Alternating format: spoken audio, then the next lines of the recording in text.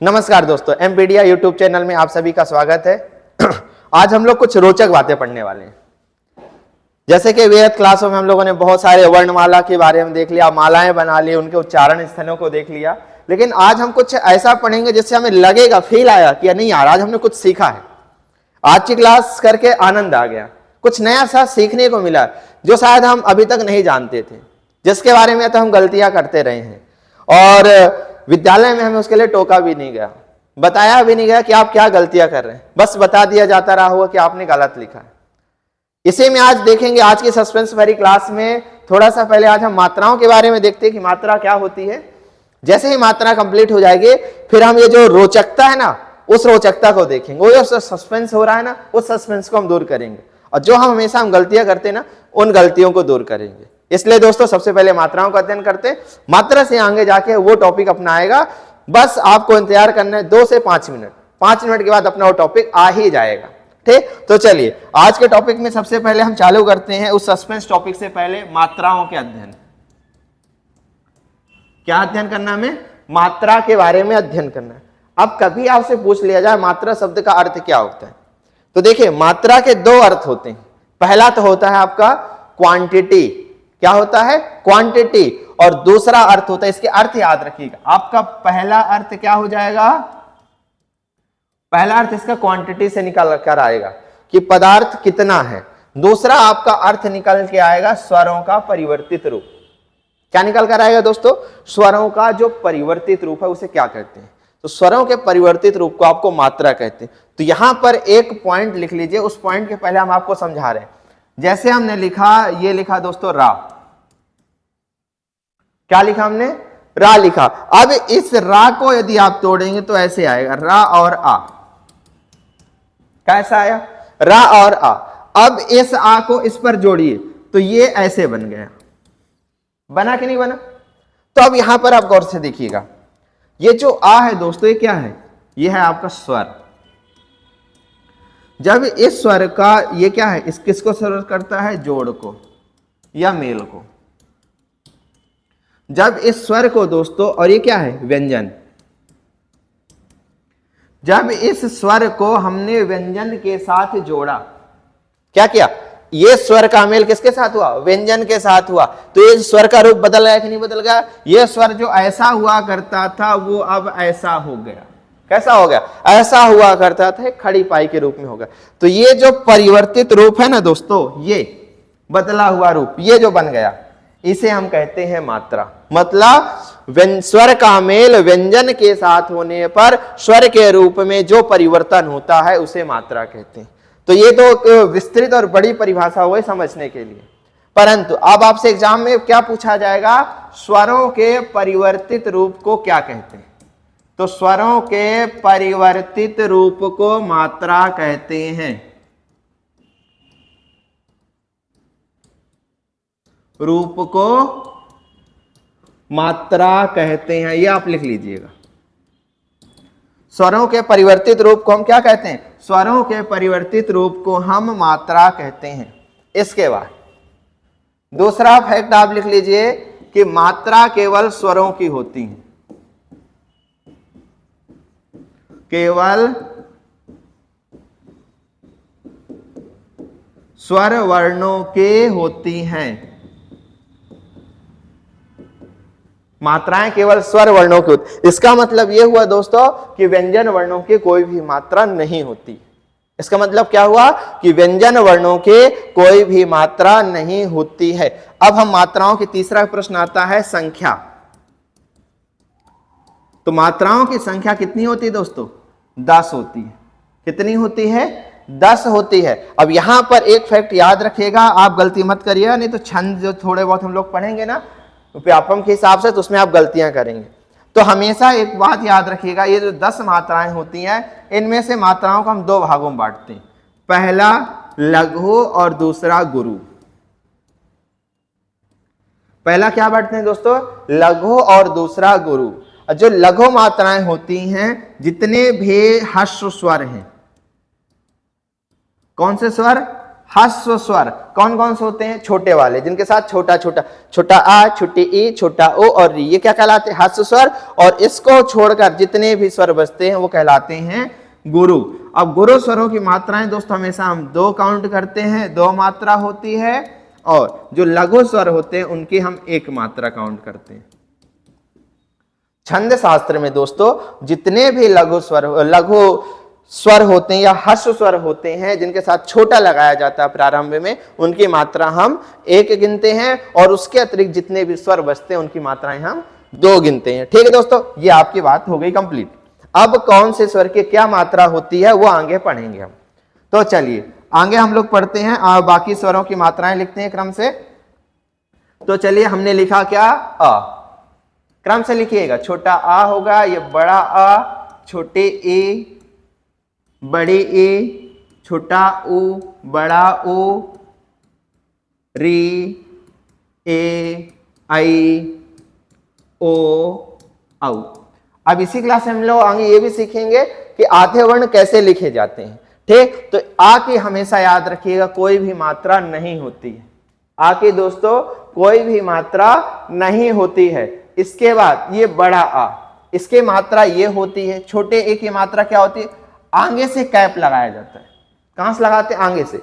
अब जब आगे से लगा रहे हैं तो एक बात और ध्यान दीजिएगा, जब भी हम किसी भी शब्द में ये मात्रा लगाते हैं, वैसे मान लीजिए लिखा हमने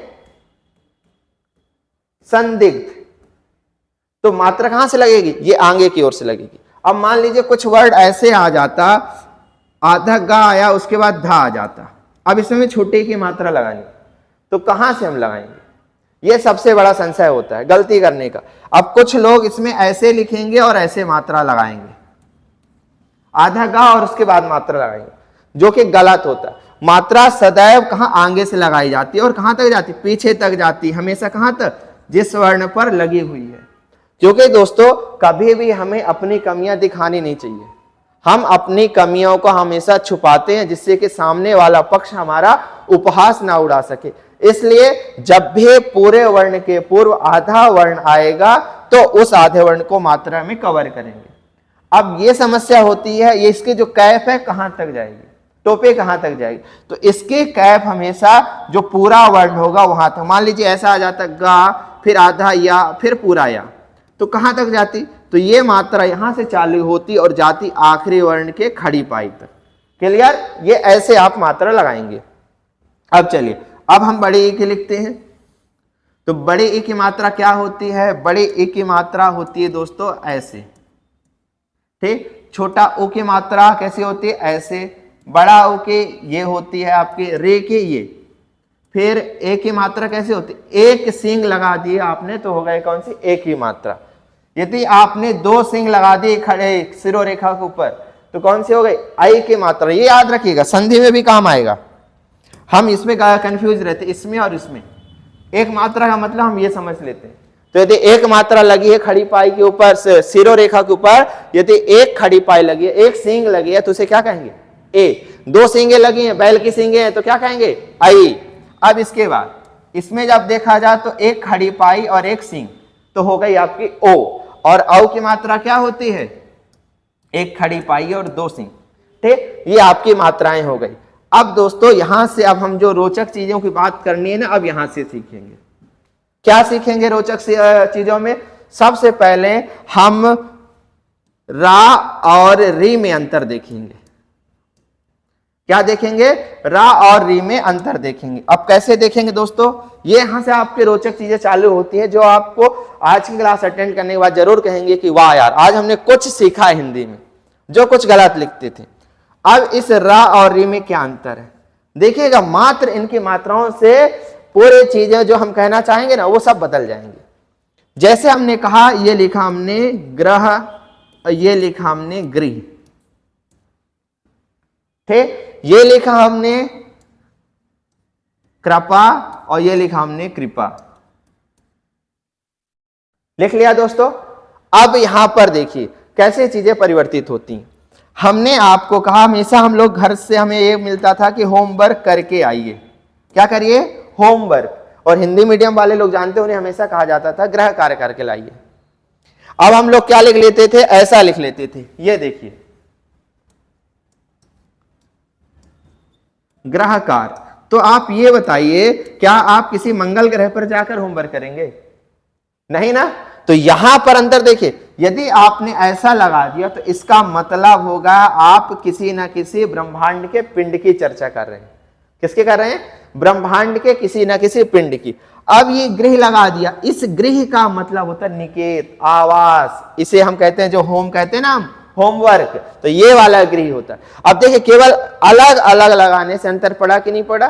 तो यहां दोस्तों ये है आपका रा और ये आपका री, ऋषि की मात्रा क्या है? रे। यहां पर जब भी आपको नीचे सी के जैसा दिख जाए तो आप समझ जाइएगा उस शब्द में रा नहीं है। क्या है? रा नहीं जुड़ा।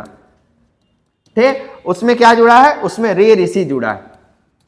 ठीक, जैसे इसमें अब ये प्रश्न भी आ चुका है दोस्तों, हम प्रश्न आपको बताते हैं कैसा प्रश्न पूछा गया था।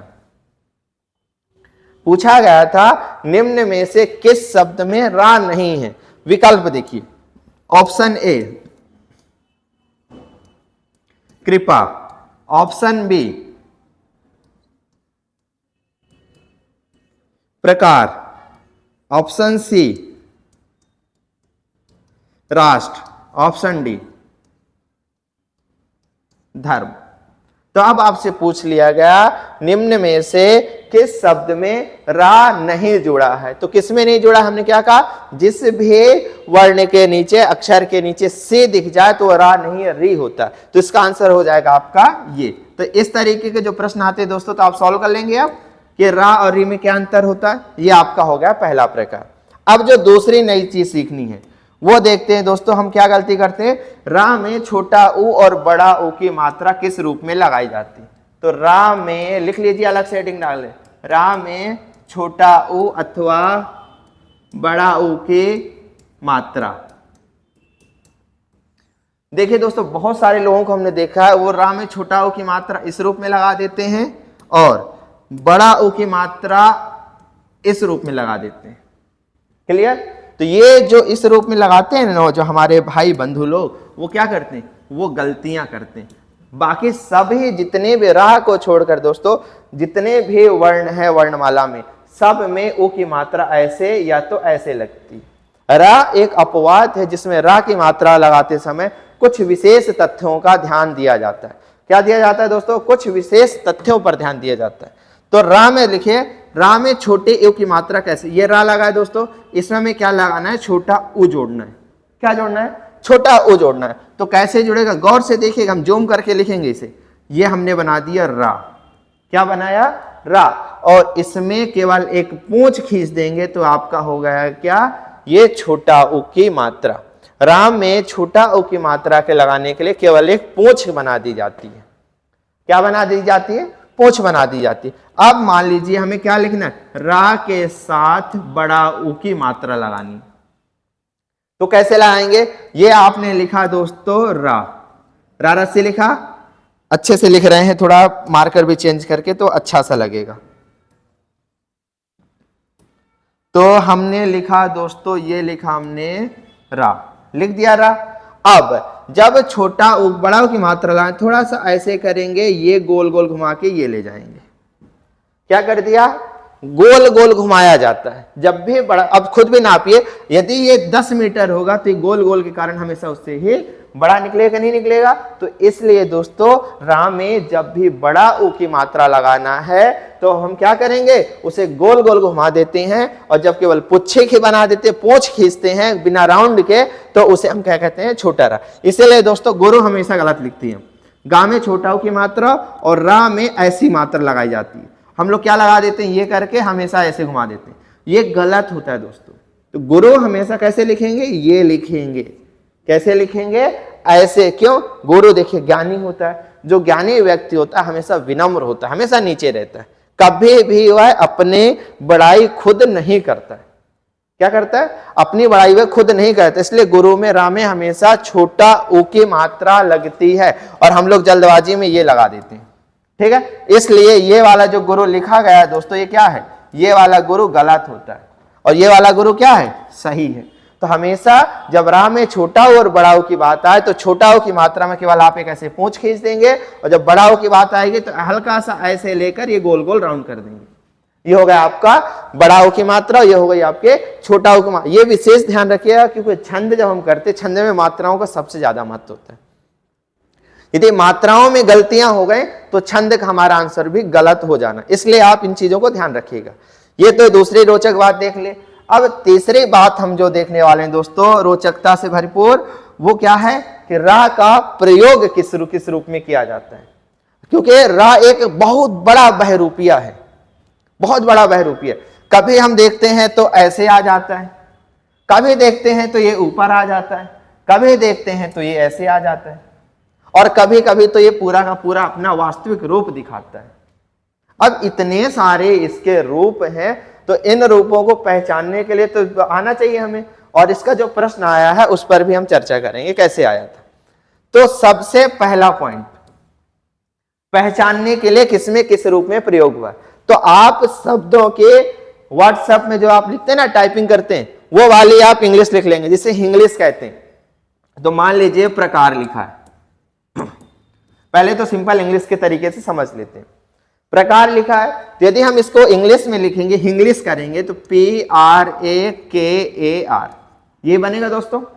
अब यहां से हमने देखा कि कौन सा आधा, पा यहां लिख रहा है, आधा लग रहा है दोस्तों, तो हलंत लगा दे, यहां रा पूरा हो रहा। मतलब देखिए कितना बड़ा छलावा है दोस्तों, छलावा देखिए रा का।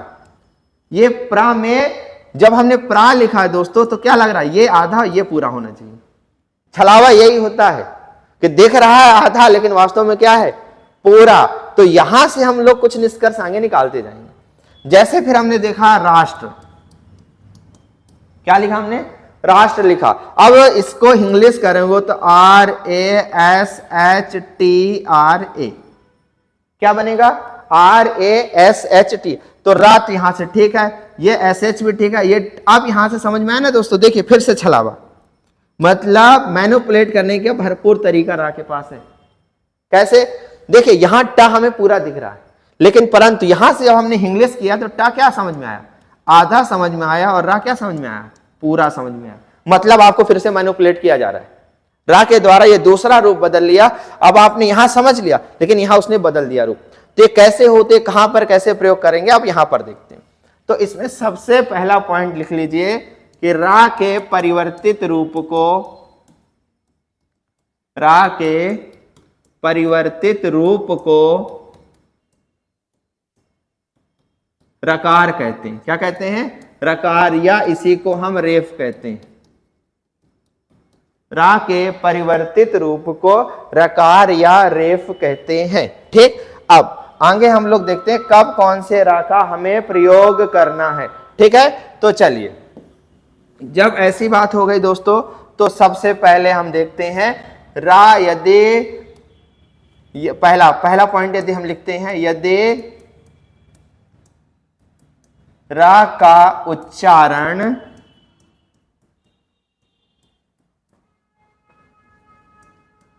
वर्ण के बाद हो। किसके बाद हो, यदि रा का उच्चारण वर्ण के बाद हो और वर्ण खड़ी पाई वाला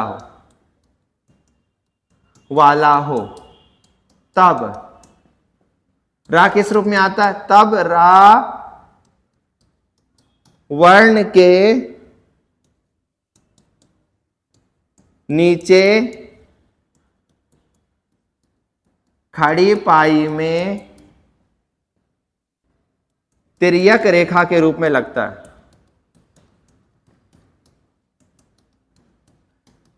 में जुड़ता है। कैसे दोस्तों, जैसे हमने कहा प्रकार, क्या कहा, प्रकार, हमने क्या कहा, प्रसाद। तो यहां पर देखिए आप, पा के बाद रा का उच्चारण हो रहा है कि नहीं हो रहा है। जब पा के बाद और खड़ी पाई वाले वर्ण क्या होते, खड़ी पाई ये होती दोस्तों, इससे जो वर्ण बनते, जैसे ये पा बना, फा बना, का बना, खा बना, गा बना, ये सब क्या है आपके खड़ी पाई वाले वर्ण। जब भी खड़ी पाई वाले वर्ण के बाद रा का उच्चारण होता है तो वह हमेशा खड़ी पाई के नीचे लगता है। यहां पर एक बात और याद रखिएगा कि यदि कभी ऐसा पूछ लिया जाए कि स्वर रहित वर्ण के बाद रा किस रूप में प्रयोग होता है, और यदि वर्ण कैसा है, खड़ी पाई वाला है, तो इसी का उदाहरण है वो किसका, इसका, कि यदि स्वर रहित वर्ण के पश्चात रा का उच्चारण होता है तो रा सदैव खड़ी पाई के नीचे इस रूप में लगता है।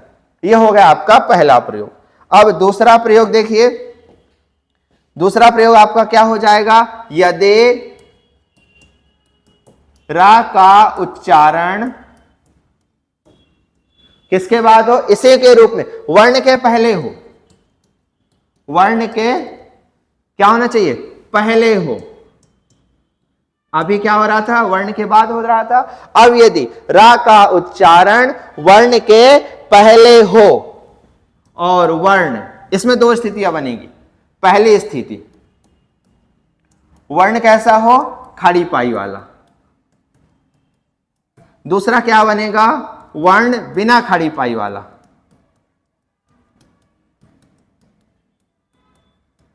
जब दोस्तों वर्ण खड़ी पाई वाला होता है तब रा हमेशा जिस वर्ण के पूर्व उच्चारित होता है उसे के ऊपर चढ़कर तांडव करता है।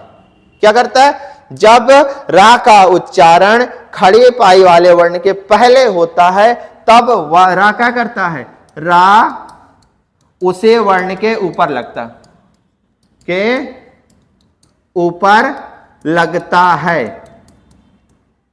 जैसे धर्म, कर्म, गर्म।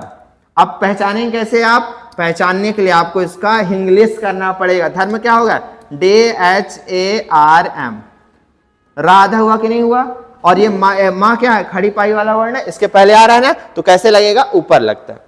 तीसरा प्रकार क्या आ जाता है, वर्ण बिना खड़ी पाई वाला हो, तब इसका मतलब होता है दोस्तों यहां पर जो रा होगा ना, रा पूरा होता है यहां पर, और किस रूप में लगता है, इस रूप में, इस रूप में आपका प्रयोग होता है। जैसे हमने लिखा दोस्तों ट्रक, ड्रम, राष्ट्र, यह हुआ कि नहीं हुआ दोस्तों, तो ये हो गए आपके रा के तीन प्रयोग। तो संक्षिप्त में जल्दी से देख लीजिए, यदि वर्ण क्या हो, स्वर रहित वर्ण के पश्चात रा का उच्चारण होता है तब वह खड़ी पाई के नीचे लगता है। दूसरा प्रकार आपका होता है यदि रा का उच्चारण वर्ण के पहले हो और वर्ण खड़ी पाई वाला हो तब कहां लगता है, सर पे लगता है। और तीसरा पॉइंट बनता है यदि रा का उच्चारण कहां पर होना चाहिए, रा का उच्चारण वर्ण के पहले हो और वर्ण क्या हो, बिना खड़ी पाई वाला हो, तब वह नीचे इस रूप में लगता है। इस प्रकार से दोस्तों ये आपका ये रोचक तथ्य समाप्त होते हैं। अब आज के क्लास के आखिरी पड़ाव की ओर पहुंचते हुए हम लोग क्या देखते हैं, वर्णमाला में वर्णों का क्रम। या आप लोगों ने हमेशा पढ़ा होगा क्या, शब्दकोश, डिक्शनरी, इंग्लिश डिक्शनरी पढ़ी है, उस इंग्लिश डिक्शनरी को हम थोड़ा सा देख लेते हैं कि शब्दकोश में वर्णों का क्रम क्या होता है। क्योंकि कभी कभी आपसे पूछ लिया जाता है, प्रश्न आ जाता है, 3-4 शब्द दे दिए जाएंगे और इनको एक क्रम से व्यवस्थित कीजिए। शब्दकोश में कौन सा शब्द पहले आएगा, कौन सा बाद में आएगा। इसके लिए लिखिए शब्दकोश में वर्णों का क्रम। शब्दकोश में वर्णों का क्रम क्या हो जाएगा, सबसे पहले आपका आएगा दोस्तों कम, उसके बाद कहा, फिर छोटा का, बड़ा का, छोटे के, बड़े के, छोटा को, बड़ा को, फिर के, कई, को, कौ। ये आपके वर्णमाला हुआ, वर्णमाला 12 खड़ी हो गई। 12 खड़ी को क्या कहते हैं, इसी को कहते हैं दोस्तों क्या, 12 वर्ण होने के कारण इसको हम क्या नाम देते हैं, 12 खड़ी नाम देते हैं। अब आ गए आपके कम, कहा, का। अब डिक्शनरी हमेशा पहले आपका अनुस्वार आता है, उसके बाद विसर्ग आता है, ठीक है। अब इसके बाद क्या आएगा, कौ के बाद, कौ के बाद आता है दोस्तों क्या, क्या, फिर इसके बाद आता है क्रा, क्या आता, क्या आता है, क्या के बाद क्रा आता है, क्रा के बाद क्ला, फिर क्वा और फिर छाछत्री।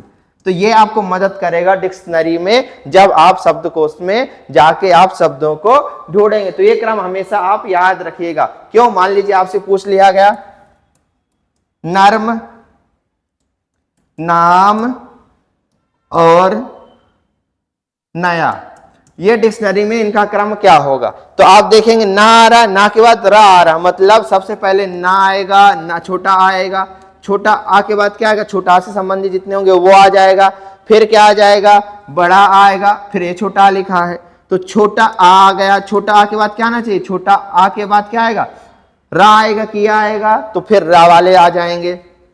रा मतलब सबसे पहले नर्म होगा, फिर नया होगा, फिर नाम होगा, ये आपको मदद करेगा। ठीक है, अब दोस्तों ये भी आपका समाप्त होता है। अब आज का आखिरी टॉपिक है आपका आ के 12 खड़ी। आ के 12 खड़ी, ये आप गौर से देख लीजिएगा, ये आपको संधि में मदद करेगी। आ के 12 खड़ी क्या होती है, जैसे का की होती है ना दोस्तों, वैसे इसकी होती आम, आहा, छोटा आ, बड़ा आ, फिर क्या हो जाएगा, ए, फिर ये वाले ए, फिर छोटा ओ, फिर बड़ा ओ, फिर ए, आई, ओ, औ। ये आपकी हो गई दोस्तों आ के 12 खड़ी। ठीक, इस प्रकार से दोस्तों आज की क्लास समाप्त होती है। अगली क्लास में हम लोग कुछ शब्दों का लॉजिक सीखेंगे, किन शब्दों की शब्दावलियां क्या होती हैं। जैसे वर्णमाला हमने पूरा पढ़ लिया, इसकी कुछ शब्दावलियों के बारे में सीखेंगे, जिससे भी व्यापक में भी प्रश्न आते हैं और आपके डिस्क्रिप्टिव एग्जाम्स में भी आते हैं। इस प्रकार दोस्तों आज की क्लास को हम यहीं पर विराम देते हैं, तब तक के लिए नमस्कार।